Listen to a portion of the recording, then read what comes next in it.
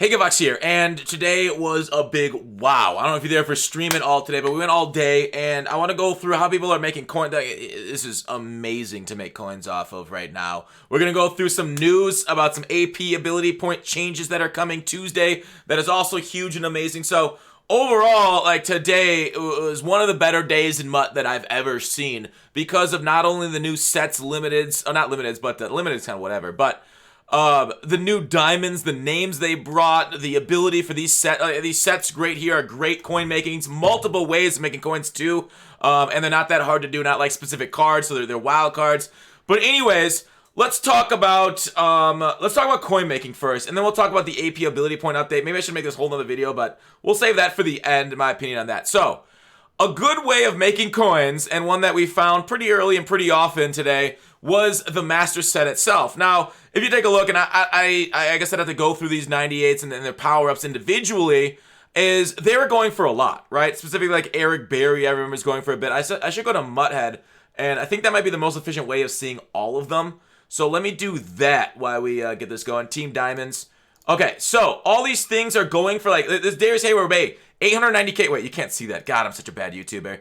While I'm setting this up, all right, let's take a look at the greatest site. I'm a bad YouTuber, but they're a great site. Rock Bottom Coins is the #1 place to get your Madden 21 coins. If you make coins for my videos, sell them to Rock Bottom. If you're buying, use my code GUTBOX for 15% off. All right, so this Darius Hayward Bay, I guess I could show you his whole name. So this alone is going for 900K on PlayStation, 890 on Xbox One. And I will tell you right now, it does not cost that much to make them. Plus, you get the power-up out of the set for 162, 168 on those two stations too. So that's 1,000,000 coins for Darius Hayward Bay. And you're like, well, is this set expensive? All right, and I'm just doing Darius Hayward Bay. It was like the top one on the sheet. So I want to show it to you there. We also have Eric Berry at 960. Dez is at 998 on Xbox. Wow. Okay, so that's kind of wild. So then you look through and you're like, okay, well, I'm sure some of these cards are super expensive, right? Well, we have things that mitigate that expense. Let's look, for example, at the Raiders. Did they not get a Team of the Year card? It's much easier to do this Team of the Year. Yeah, they do. They have Waller. So like, oh man, Waller's kind of expensive. Actually, he's not. 245. You can also, if these cards get too expensive and people are making coins on this, you can go to the Team of the Year reroll in the store for 46,000 coins a pop. So, sorry, training, and then you just get cheap training, roll it into that, and so on and so forth. You got your Waller. I can show you exactly how much training it costs. Rock bottom So coin. Darren Waller, whoops, sorry about that. You got the double rock. Uh-oh, that's a special. It should at max 269 for the Team of the Year cards because best training right now is about 5.85. We're seeing stuff around 93s, 95s, 97s. Sometimes 98s are pretty good training depending on what you're buying them at. So overall, that's pretty good. Okay, and then you're like, oh, the 9094s are probably pretty expensive, right? 66K. So that's like 330, right? For 5 of them? Oh no, 6 of 66K. It's like 400K, right? For the 90 overalls. But okay, so 220 plus or 240 plus 400, that's 640. You're like, "Oh, that's kind of expensive." But you just go to these other ones, team builders. How much do these 91s cost to build? 585s, and I got too many 85s. Look in the block from there. But let's just take our thing, any 85. So 13K times 5. That's kind of expensive. Okay, maybe that's not the greatest set to do to mitigate the cost on the 90 overall. So there. Okay, stay away from the 91. This is the one that I was kind of wanting to focus on, right? You get about 80s and 83. So 83 themselves cost about 5 to 6K. I was buying them under 5K. Sometimes I got lazy, got them over 5K. But 83s, 5K, 80s. Then you times 4 times an 80 overall, which is like what, 4 to 5K itself. So you can put these low end cards together. These 86s together for like 10K. And they're like, oh wow, 10K. Okay, well that's what we want to do these things for. So then we go to the Team Affinity, we go to the Team Diamonds, Series 5, we go all the way down to the Raiders, the one we were looking at. So the Raiders are like what, 660 or something like that for the top cards. And then the bottom cards, these ones, this is a good way of making coins itself. These are going for 20K. Okay, so you cut the price down right there. So you got 10 times 10 on the 100K. So basically you're putting these things together. If you take the top card for 240 plus the 6 times 90 overalls, which we saw 6 times 60, we'll say 6 times 70, so was that 430? Can I math? I don't know. Okay, so we're at like what, 800K right there plus another K, 900K. Okay, So he's going for 900K at the moment. We saw with Darius Hayward Bay on PlayStation, because the prices are higher, he was 900K. So 900K for him, and then the power-up's another 100K. So you are making a little bit of profit there, and then every snipe under these 90 overalls at 70K, right? Every time you snipe these things under 70, you're making more profit. And there might be other ways of getting 91s, which out there. But basically, that's what I'm saying. Another good profit. If you don't want to do the master set for profit, right? If you want to cut that out, it's not a bad idea just to do those 86 team builders and then sell them for 20K. And that's instant profit because people are buying those at 20K. Now, you're going to see me say the Raiders set. This works for because every set's got those builders on them. So you can do that and lower the price of 85s across the board for that set for doing the team builders. So just an FYI right there for making the cards. Very easy to do and profiting. So that's a good method. Now, there is the Chase Claypool. There's a Chase Claypool. It's not really like a loophole. It's okay. It's really interesting.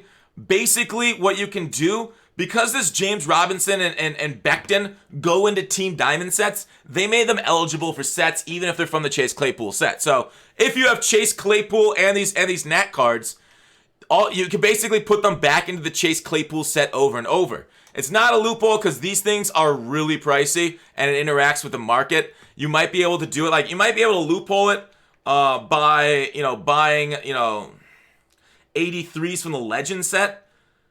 Like, right? So you get like 83s. Here's the best way of doing it. And it's something I haven't looked at. You guys can look into it more.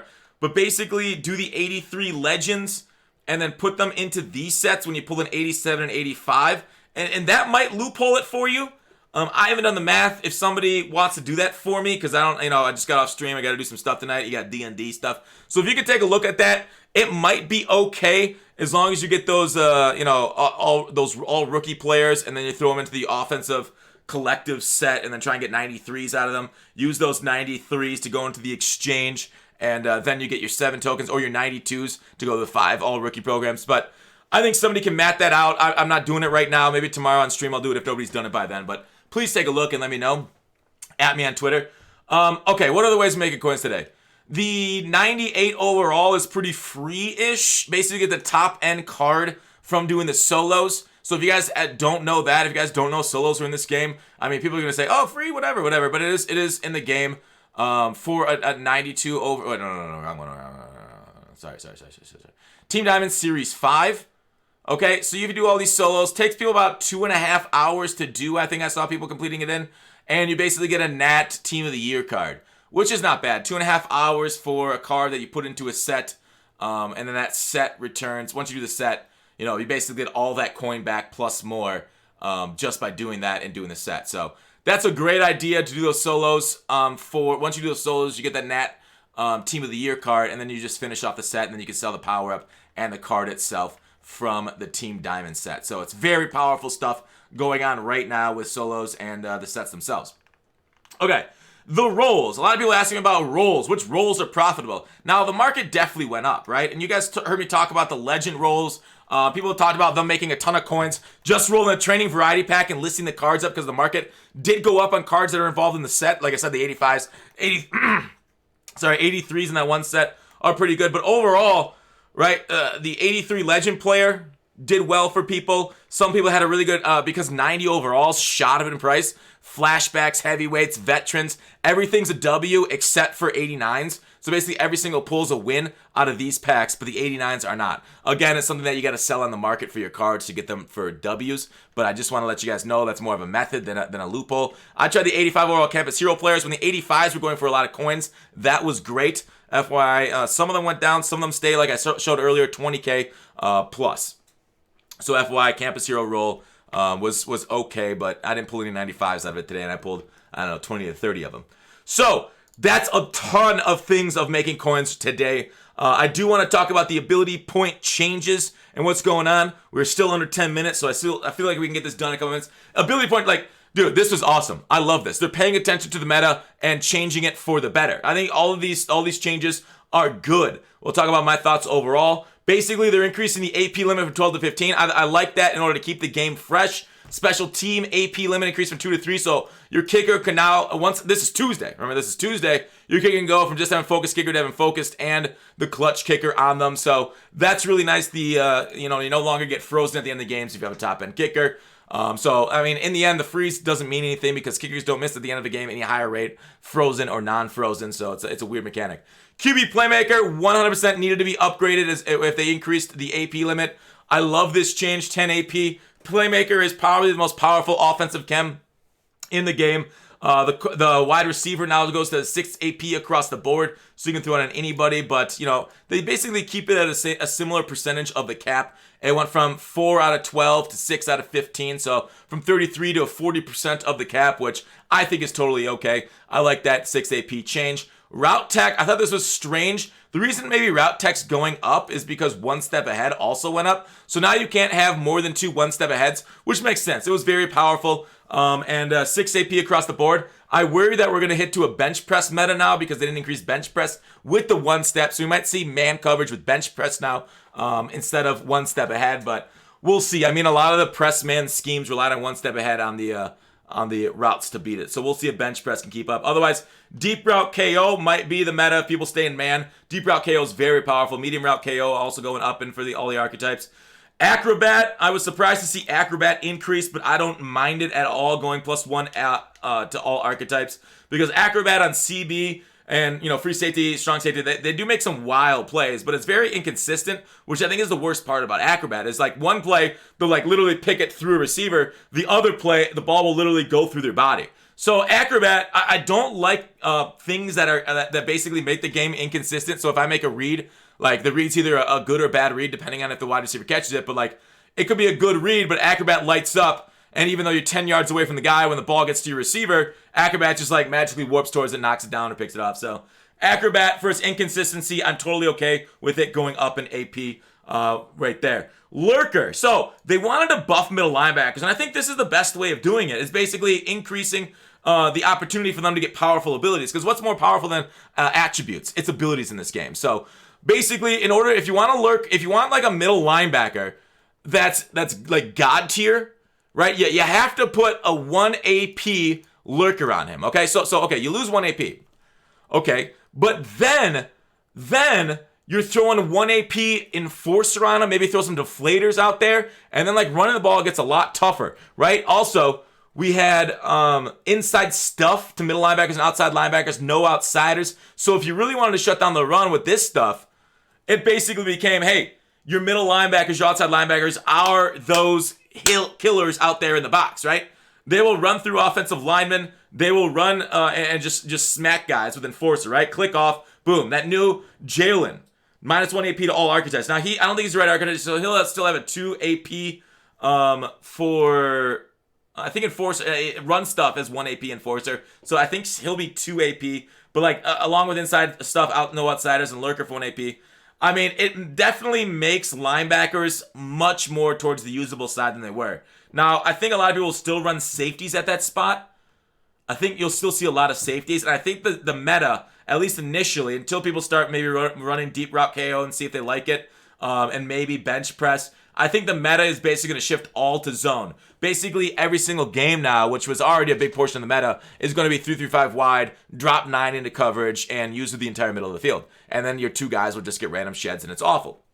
So, I don't love the fact that the meta is shifting to all cover 3 zone because they got rid of cover 3 bombs. They made the game very easy for people to just spam cover 3, and I hate it, right? They made Portland concepts not work against cover 4 all the time, whereas their NFL, it works in the NFL. It should work in the game, but it doesn't really. It's inconsistent. So I don't love it. I don't love that change because the game's going to become all one, defense now. And I was really hoping for some sort of I don't even know what the Mutt team could have done, right? This is all Mutt team. Gameplay team didn't make the changes, but they're the laziest SOBs in the world. So we really need to make 2-man rushes, both not shed on a double team, and 2, get pancaked in the run game in order to tell people not to rush 2, and even 3 have no pressure. 4 is where you should start to get some wicked pressure. But yeah, 2 and 3 should get almost no pressure. As it's just the way the game is playing right now. Edge Threat Elite going down to 4 AP. So we could see some edge threat elites. I think after the AP changes, you're going to want to have edge protectors on your offensive tackles. I think a lot of people are going to start to use edge threats. Double or nothings probably, but enough people are going to use edge threat elite after this change that you're going to want to have that because they're going to go with, pass rushing chems and then, basically dropping everybody else in the zone. Enforcer also, field general archetype's going down. Is Jalen Smith a field general? I could have swore he may have been coverage, but I think I'm wrong. But anyways, Enforcer's going down for run support and field general archetypes too. So that's field. I didn't realize it was field. I kind of forgot about that. So my bad, guys. 98 overall, new limited, 342. So he's pass coverage. So he'll still have a hard time. So he is pass coverage. He'll still have a hard time with the Enforcer and everything. But anyways, field generals. I think Mutt Master. You're gonna start to see a lot more Mutt Masters out there on the field because field general now has Enforcer. All right, that's it for the video. Hope you guys liked it. Hope you guys are making coins. Hope you guys are having at least a good time in Mutt gameplay. No promises, but till we meet again.